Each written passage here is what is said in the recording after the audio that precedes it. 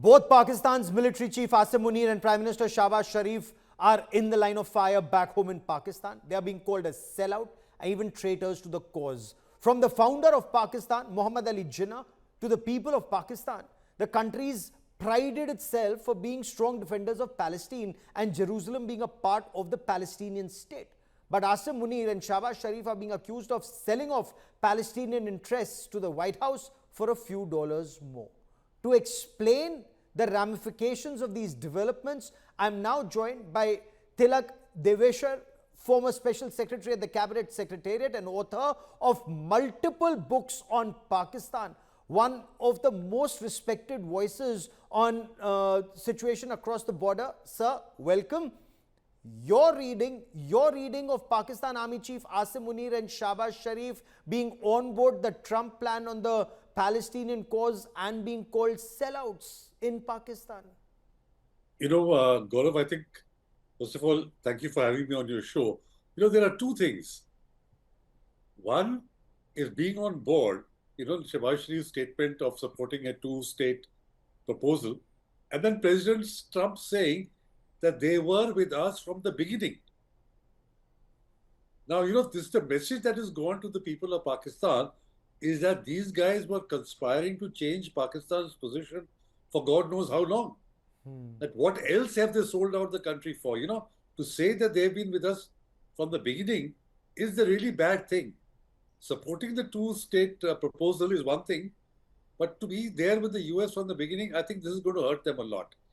And second, people's anger is justified because this is a change in Pakistan's position for the last 70 years, including the position that was laid down by the father of the nation, Muhammad Ali Jinnah. Okay. He had stated and he had laid down that you cannot accept, words to his effect is not a direct quote, that unless and until the Palestinians get justice and a Palestinian state with Jerusalem as the capital, you cannot have a Jewish state. So in effect, he said no two-state solution. And till the Palestinians get justice. And Imran Khan said precisely the same thing when he was Prime Minister. So they will accept. Yes. Yeah. So, such a major departure from the times of Muhammad Ali Jinnah that one, Pakistanis don't even recognize the state of Israel. They have nothing to do with Israel and they're very hostile to the Yahudis or the Israelis or to the Jews. And suddenly you have Asim Munir and Shahbaz Sharif being on board Trump's 20-point plan on Israel and on Gaza without any discussion in Pakistan's parliament or a discussion within Pakistan. Now, parliament in Pakistan anyways is not very important. All decisions are taken by the core commanders in the army. But in this case, is Asim Munir in trouble or has he overstepped his jurisdiction, sir? I don't know. I'd be very surprised if he hadn't overstepped his jurisdiction. Because, see, if you discuss this in parliament, you spread the risk. People are aware, they listen to the debates and they see what is the reason why you're doing it. Is it because of Saudi Arabia? Is it because economically you're so broke that you need US money and that you're following Saudi Arabia's rapprochement with Israel? You can talk so many things in parliament. But to do this, without, and suddenly announce it to the Pakistani people without preparing the ground. Similarly for Asim Munir, unless he's discussed this in a special Corps Commanders conference, and which hasn't been talked about, I think even the army commanders are going to be a bit surprised and a bit upset that how can you take such a major decision which not only upturns 70 years of your consistent position, but also goes against what Muhammad Ali Jinnah had laid down. That is something which is going to be an impossible sell. And the religious parties are going to be waiting to pounce on this. Because they're bred. And you see, Imran Khan had made a very important point. He said, if you accept this without the Palestinians getting justice, which means then you're also saying bye-bye to the Kashmir issue. He had conflated Palestine with Kashmir. He says that both are occupied. And if you accept the occupation by Israel of Palestinian territory, then you might as well give up on Kashmir. You have no case on Kashmir then. Okay. Now, is Shahbaz and Asim Munir aware of this linkage?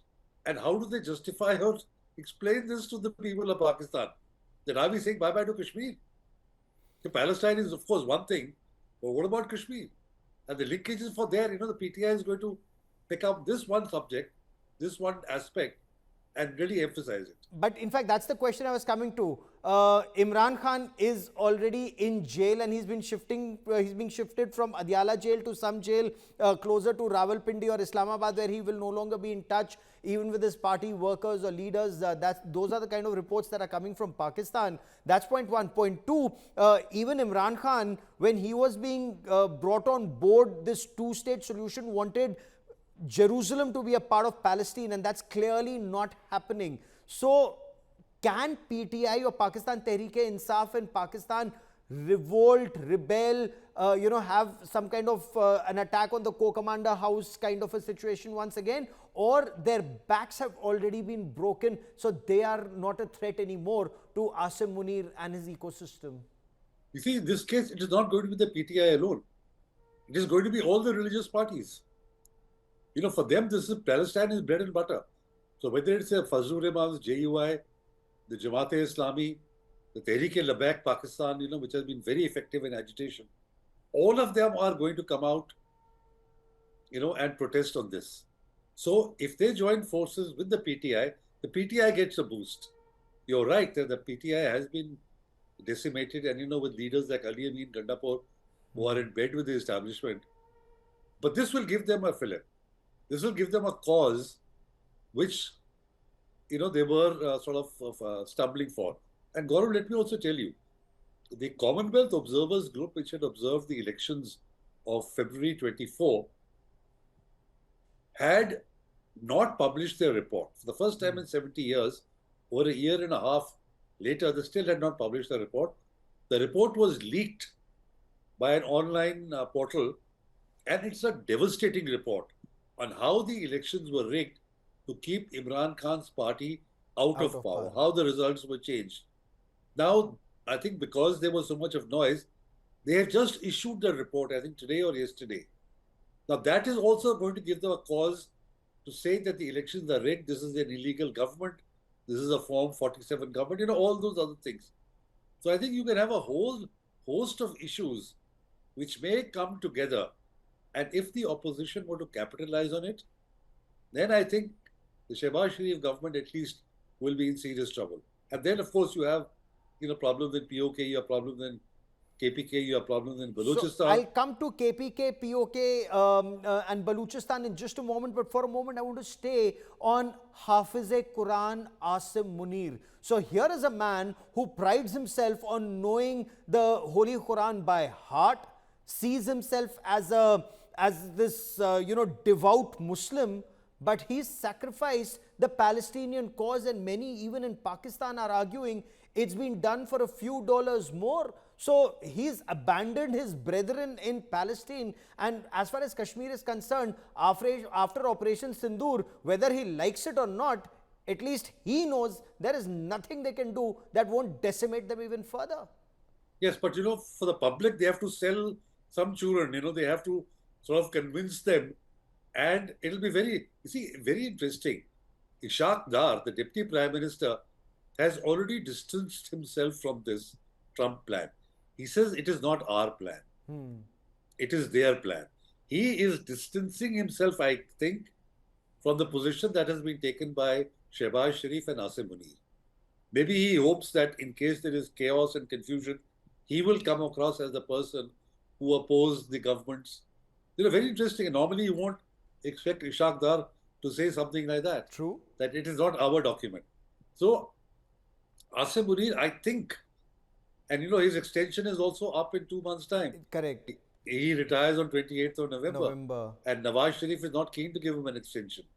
Can Nawaz Sharif use this development and the fact that our cause on Palestine and on Kashmir is being sold out, so this man is not fit to get an extension? Oh, so that's such an interesting thought. That's such an interesting thought because, I was listening to some Pakistani commentators who said his extension, at least for the next 2 years or 3 years is a done deal, and he's actually seeking an extension first till 2027 and then for a 5-year period beyond 2027. So that might just be a pipe dream for him if this if this news was to explode that he sold out the Palestinian cause, which indeed he does appear to have done for a few dollars more to get American money, whether it's for Baluchistan or to get military hardware from America. Yeah, absolutely. And Nawaz Sharif is a very uncanny politician. He knows, and he knows what buttons to press and what to do. And he can become a hero.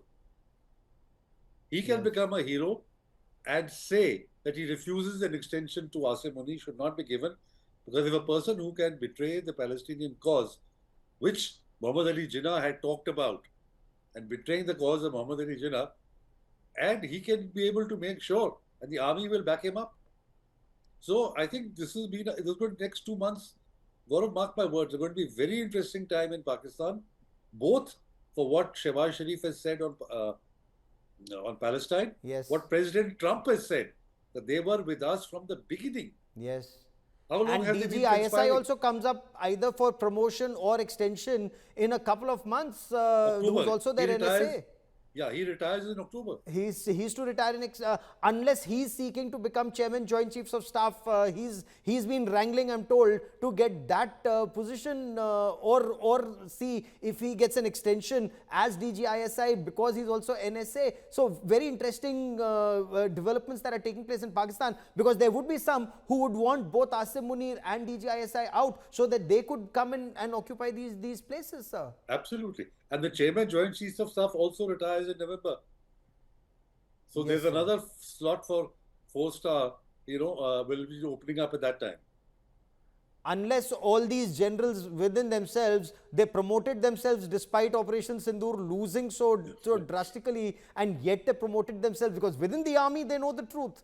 Within the army they know that this was one of the worst defeats for Pakistan, and the worst defeat when it comes to the war on terror, the manner in which India hit 11 air bases and 6 radar stations and 9 terror camps, and Pakistan's Punjab province is no longer safe. And yet this man promoted himself to be field marshal. Yet, and sir, he's facing trouble in Pakistan-occupied Jammu and Kashmir. There were protests even today. Lives have been lost even today in Pakistan-occupied Jammu and Kashmir. There is trouble in Baluchistan and there is trouble in KPK. So how do you see these developments in Pakistan? No, I think they're all coming together. You see, before that, there were protests, 60 days protest in Gilgit-Baltistan. Oh, The yes. traders, they had blocked containers and things like that. You see, in POK, the issue is that they are not accepting the demands, the fare or whatever, which have been put forward. At least you talk to the people to resolve the issue. So when they started leading a demonstration, these guys mobilized the Muslim League to stage a country demonstration. Even though permission had been given to the Awami Action Committee, they also gave permission to the Muslim League. There was a clash. Those Muslim League guys or people in cover of the Muslim League demonstration fired. 2 people were killed among the Awami Action Committee. Now, on which they started this protest. I believe some people have died even today. Now, this is how protests escalate. Because when people have protested for such a long time and you're not talking to them, it's a very sensitive matter. And it's a very sensitive area. So both in GB and in AJK, things are looking not too good for the government. And they are doing what they normally do, is using danda. They have deployed about 1,000 cops from Punjab, sent them over there, and those kind of things, which will not work. You can't keep suppressing a population for very long. At the very least, there could be violence and there could be more casualties. Sir, could this also lead to trouble with countries like Iran? Imagine Iran being a Shia country, backed Hamas, sinking the Shia-Sunni differences in this war against Israel.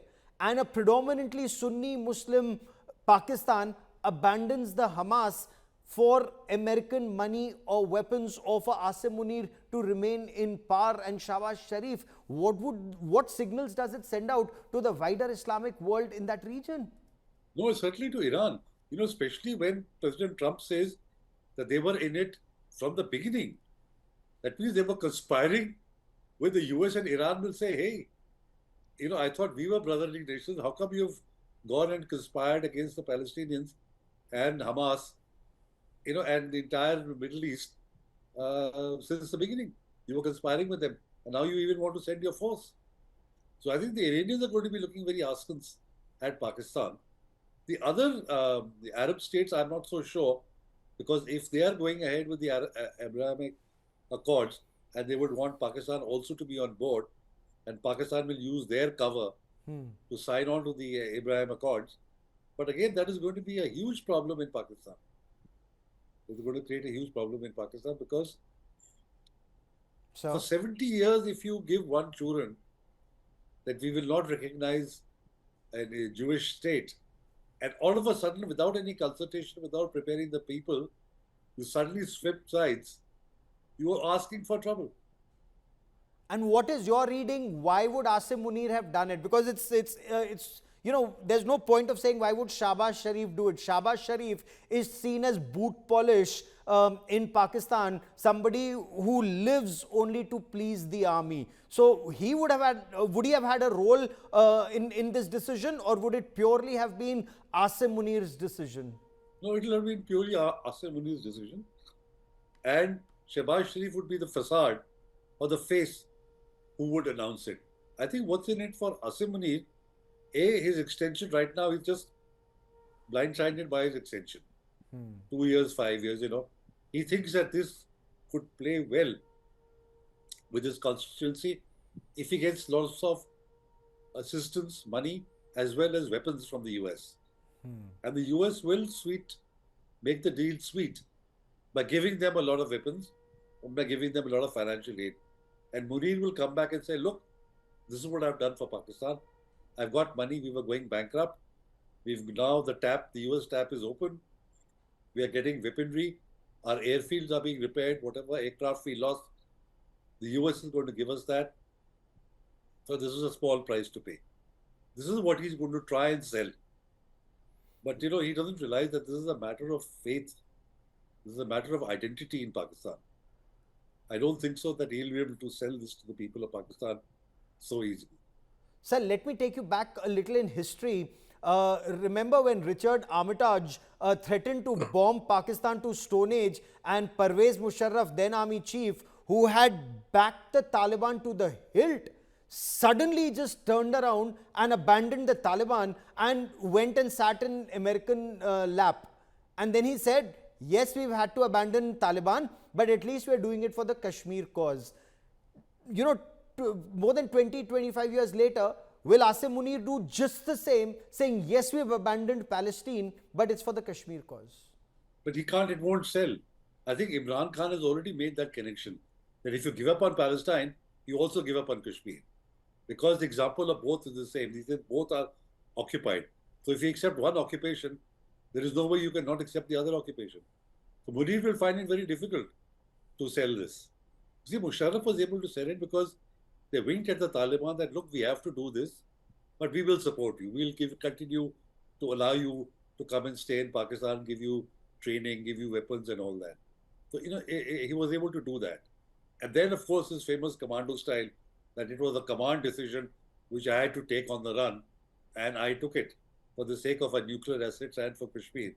Munir has no such thing to sell the people of Pakistan. That's a very good point you make. So, your appreciation, will trouble start? There's trouble already in Gilgit-Baltistan, Pakistan-occupied Jammu and Kashmir, in Baluchistan, in Khyber Pakhtunkhwa. Sindh, it's more crime than terror. Punjab, relatively peaceful, but of course, the impact of floods. Will Pakistan's Punjab be the problem, the real problem for Asim Munir ahead? If that is where people turn hostile, then it's endgame the regime here in Pakistan. See, if you take, for example, the Jamaat-e-Islami and the Tehreek-e-Labbaik Pakistan, their stronghold is in Punjab. Yes. Fazlur Rahman is more in KPK and in Balochistan. So you're going to be uniting all these provinces, including the critical province of Punjab, on the issue of Palestine. And even the Pakistan army will find it difficult to control these religious crowds on an emotive issue like Palestine. That's So very. yes, Go on, sir. trouble is brewing for Asim Munir if they continue with this and they don't issue clarification. Okay. I will Sorry. let that be the last word on this part of the show. Trouble mounts for Asim Munir. A clarification. Does he have an exit route on this, or he's boxed himself in? We'll be tracking that story very closely. Mr. Tilak Devasher, for joining me here on India First. As always, many thanks, sir. Thank you, Gaurav. Thank you for having me on your show.